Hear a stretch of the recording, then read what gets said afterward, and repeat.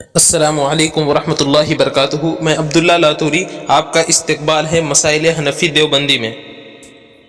سوال یہ پوچھا گیا ہے کہ حضرت حکیم الامت مولانا اشرف علی تھانوی رحمۃ اللہ علیہ کی طرف ایک بات منسوب کر کے کہی جا رہی ہے کہ ان سے کسی نے پوچھا تھا کہ خاتمہ بالایمان کا کامیاب نسخہ آپ بتائیے، تو آپ نے فرمایا مراقی الفلاح جو فقہ کی مشہور و معروف کتاب ہے، اس میں ایک حدیث ہے، قال صلی اللہ علیہ وسلم من صلی رکعتي الفجر ای سنتہ فی بیتہ یوسع لہ فی رزقہ ویقل المنازع بینہ وبین اہلہ ویختم لہ بالایمان۔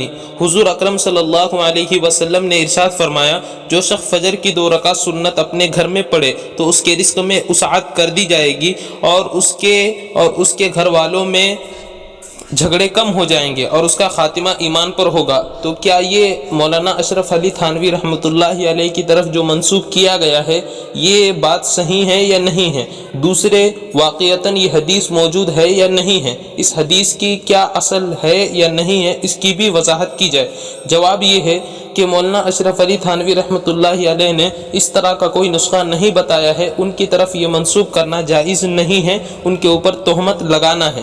دوسرے جو اس میں حدیث بیان کی گئی ہے وہ حدیث کے بارے میں علامہ سخاوی رحمۃ اللہ علیہ فرماتے ہیں لا اصل لہ، اس حدیث کی کوئی اصل نہیں ہے، لہذا اس حدیث کو بھی آگے پھیلانا جائز نہیں ہے اور اس کو آپ علیہ الصلوۃ والسلام کی طرف منسوب کرنا بھی جائز نہیں ہے۔